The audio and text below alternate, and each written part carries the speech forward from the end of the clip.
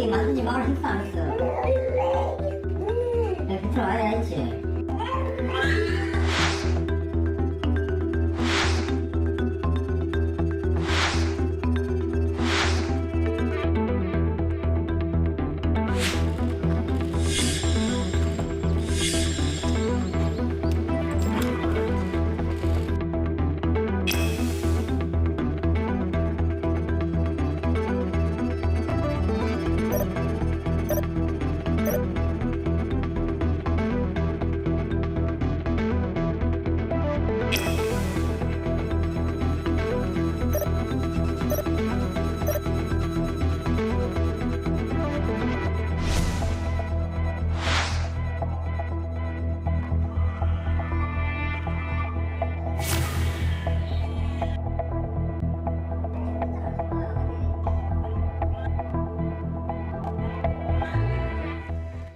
예, 지난 주말에 뉴스를 통해서 보도된 이 소식 들으시고 많은 분들이 정말 놀라시고 화도 많이 나시고 어떻게 이런 일이 있을 수가 있을까? 아직도 이런 남편이 있을까? 이렇게 생각하신 분들 정말 많으셨을 것 같습니다. 한국인과 결혼해서 살고 있는 아이도 있습니다. 베트남 여성이 남편에게 무자비하게 폭행당하는 영상이 공개가 됐습니다. 그전에도 이런 폭행을 당했고 도저히 참을 수가 없어서 이 피해 여성이 이 영상을 직접 몰래 찍었다고 합니다. 그리고 이 영상 갈비뼈가 골절이 되고 병원에 입원했는데 친구를 통해서 SNS에 공개를 하게 됐다고 합니다. 정말 많은 분들이 창피하고 화가 난다 이런 말씀하고 계신데요. 두 분과 함께 이야기를 나누도록 하겠습니다. 이 남편 지금 어떤 처벌을 받고 있는지도 여러분께 전해드려야 되겠습니다. 왕지연 한국이주여성연합회 회장님, 이영근 SBS 논설위원 나오셨습니다. 어서 오십시오. 네, 안녕하세요. 먼저 우리 왕지연 회장님. 안녕하세요. 많이 놀라시고 슬프시고 화도 나셨을 것 같아요. 네, 아직까지도 떨리고 진짜 현장에 가서 그 남편을 패고 싶어요. 정말. 예. 그런데 이게 영상이 공개되면서 많은 충격이 됐는데 실제로 이렇게 한국으로 이주해서 살고 계신 여성분들이 한국인 남편에게 이런 폭력 피해를 당하고 있는 경우가 실제로 훨씬 많다 이런 얘기 많이 듣지 않으셨어요? 저희 예. 주변에도 사례들이 거의 뭐 날마다 아니더라도 주마다 들어오고 있거든요. 그래서 실제 오늘 어제 이 동영상을 보고 나서 직접 이렇게 가해 행위를 보고 나서는 가슴이 아프지만 가정 폭력이 자체가 저희 다 알고 있는 사실이고 뭐 다문화 가정뿐만 아니라 일반 한국 가정에서도 이런 여성 피해 일이 많은데 저희도 언어적인 차이, 문화적인 차이를 많아서 오죽하겠습니까? 더 많았어요. 그래서 다행히 오늘 그 여성이 베트남 여성이 참 잘했다고 생각합니다. 이번에 예. 만약에 이렇게 해도 안 왔으면 촬영 안 왔으면 죽을 때까지 맞을지도 몰라요, 그죠? 사회에서 좀 뭐랄까요, 이번 사건을 인해 저희한테 좀 대책을 만들어 주셔야 될 것 같아요. 대책을 꼭 네. 만들어 주셔야 하겠다. 네네. 말로만 하지 말고 정말로. 네. 알겠습니다. 왕전 회장님 말씀 듣고 그 남편을 패고 싶다고 하시는 그 말씀에 저는 정말 한국인으로서 그 드릴 실제 말씀이 통계로도 없습니다. 예. 그 결혼을 해서 이주해온 여성들이 가정 폭력을 경험하는 비율이 국가인권위원회의 그 통계 조사에도 나와 있습니다. 상당히 심각한데요. 2017년에 조사를 했더니 42.1%가 가정 폭력을 경험했다는 거죠. 그 중에는 뭐 폭행과 흉기, 협박, 성적 학대, 뭐 여러 가지 형태의 폭행이 있는데 42.1%라는 것은 엄청난 수치죠. 그만큼 심각하다는 겁니다. 이제 대한민국이 여성들의 권리가 크게 강화되고 보호받고 그래서 한국인들끼리 결혼한 부부 중에서도 물론 이런 경우도 있을 수 있겠습니다만 그래도 많은 한국인 여성들은 만약에 이런 경우가 된다고 한다면 당당하게 경찰에 신고도 하고 남편을 신고도 하고 그러는데 아직까지 외국에서 한국으로 이주를 하시고 그 인생의 결단 아닙니까? 나라를 옮겨서 또 다른 나라 그 성장 환경도 다르고 문화가 다른 남성이랑 산다라고 하는 게 그런데 한국에 와서 이런 피해를 당했을 때는 목소리를 내기가 쉽지 않은 것. 아까 언어적인 문제, 뭐 문화적인 차이 이런 것 때문일까요?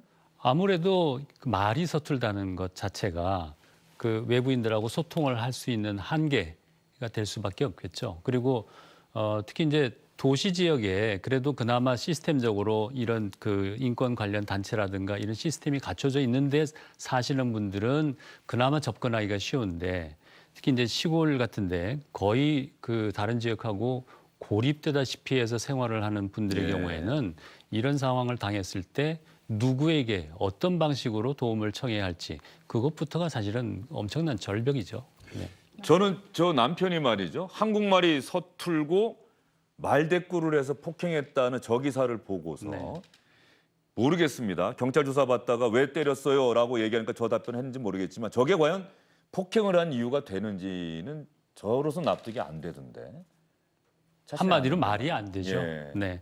일부 보도를 보면 이 양반이 이 양반이라고 해서 죄송합니다만 이 남편이 경찰에서 조사를 받으면서 아내가 한국말이 서툴고 살림을 제대로 하지 않고 또 그 말을 잘 안 듣고 말대꾸를 한다 이런 핑계를 댔다고 그러고요. 오늘 오전에 법원에서 영장실질심사를 받았습니다. 영장이 벌써 청구가 됐군요. 네, 신청이 예. 됐죠. 경찰에서 신청을 했는데 아침에 영장실질심사를 받고 나오면서 하는 얘기가 언어가 달라서 생각하는 것이 달랐고 그것 때문에 감정이 많이 쌓여 있었다. 뭐 이렇게 변명을 한 것 같아요. 근데 제가 보기에는 변명입니다. 어떤 경우에도 물리적으로 남편이 아내를 폭행한다거나 하는 일은 사실 어떤 변명을 대도 이해를 받을 수 없는 상황인 거죠.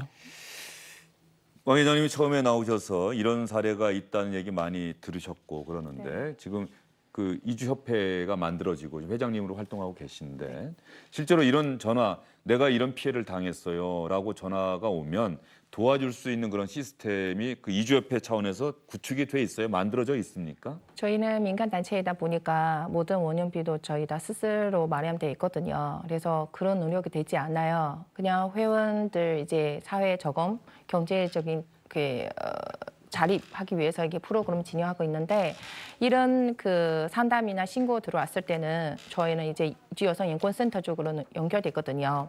지금 뭐 전국에서 또 24시간 운영하는 긴급 상담센터도 있긴 한데 그래서 초기 입구자들한테는 참 이용하기 어려운 시스템이거든요.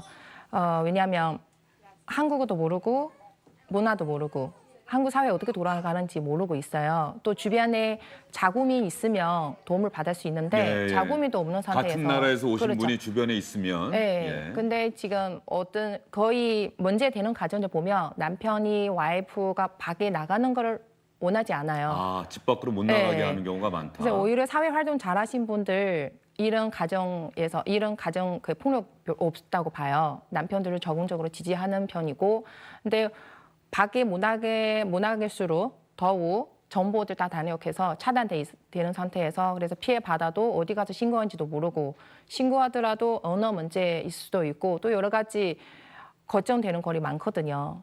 방금도 뭐 이미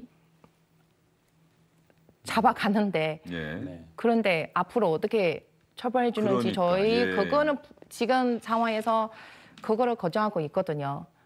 네. 남편이 때렸고 그래서 전 국민적인 비난을 받는데 네. 저 피해 여성과 아이는 네. 어쨌든 특히 경제력 현재 본인이 돈을 벌 수 없는 상황이고 남편이 있어야 되고 이런 모순적인 상황을 어떻게 또 해결을 해야 할지 이거 걱정하시는 분도 상당히 많더라고요. 그렇죠. 그 아까 들어오기 전에 왕 회장님하고 잠깐 그 예. 부분에 대해서 얘기를 나누기도 했는데 처벌하는 건 처벌인데 이 피해를 당한 여성과 그 아이의 생활은 그럼 앞으로 어떻게 될 것인가 하는 문제. 한국에서 과연 그 제대로 취업을 할 수 있을 것인가. 상당히 어렵잖아요. 한국 사람들도 취업하기 어려운 상황인데. 한국말이 또 더군다나 서툴다고 예, 그렇죠. 하시면 특별한 기능이나 기술이 있는 경우에는 또 예외가 될 수 있겠지만 대부분 그렇지 않단 말이에요. 어린 나이에 시집 온 경우가 많고 사회 경험도 없는 경우가 많고 그런 경우에는 이런 분들에 대한 현실적인 그 지원 문제 이런 것들도 사실은 세밀하게 마련이 돼야 될 부분인 거죠. 네. 조금 전에 우리 정부 차원에서 이주 여성들의 인권을 실질적으로 보호하고 지켜줄 수 있는 대책을 빨리 마련해 주시고 시행해 달라고 말씀을 하셨어요. 네. 우리 이주협회는 민간단체이기 때문에 한계가 있을 수밖에 없는데 네. 어떤 대책이 가장 시급하다고 보십니까? 그러니까 지금 그 남편이 자기 아내를 인간적으로 대하지 않은 거잖아요. 말 못하니까 아니면 어떤 뭐 한국 베트남 말 사용하기 때문에 때리겠고 그리고 음식을 만들기 때문에 때리겠고 그 말이 안 되는 소리잖아요. 그 이 사람이 기본적으로 인권인지 뭐 이게 머릿속에 인식되지 않아요. 예. 그래서 그 국제 결혼하고 싶은 남성들 뭐 이렇게 하기 전에 초기에 국제 결혼하려면 반드시 인권 교육부터 받아야 될 것 같고요.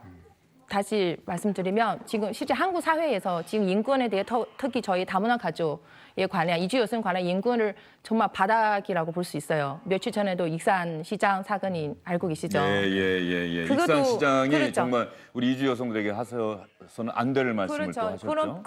그런 높은 자리에 계신 분이 그런 비하 발언을 할 수 있는 게 자체가 머릿속에 담아 있으니까 나오는 말이잖아요. 그죠? 저희 그에 대해 지금 계속 뭐 집회하고 요구를 하는데도 불구하고 이제 남편 집안에서 또 이런 사건이 나타나고 그래서 전체적인 인권 교육을 필요한다고 봐요. 예, 정부 차원에서 이번 사건 계기로 해서 뭔가 대책을 내놓고 해야 될 것 같은데. 네. 왕 회장님 지금 지적하신 부분이 사실 이제 현실적인 제도적인 문제라든가 법적인 장치 이외에 근본적으로 해결해야 될 부분인 것 같아요. 특히 이제 그 우리나라에서 이루어지는 국제 결혼, 특히 일부 지역 신부를 데려오는 과정이 사실은 굉장히 왜곡돼 있지 않습니까? 브로커를 통해서 그에게 돈을 주고 마치 현지에서 상품을 고르듯이 예. 신부를 골라서 사오는 식의 그렇게 신부를 데려와서 결혼을 하다 보니까 아내에 대한 근본적인 예의가 없는 거죠.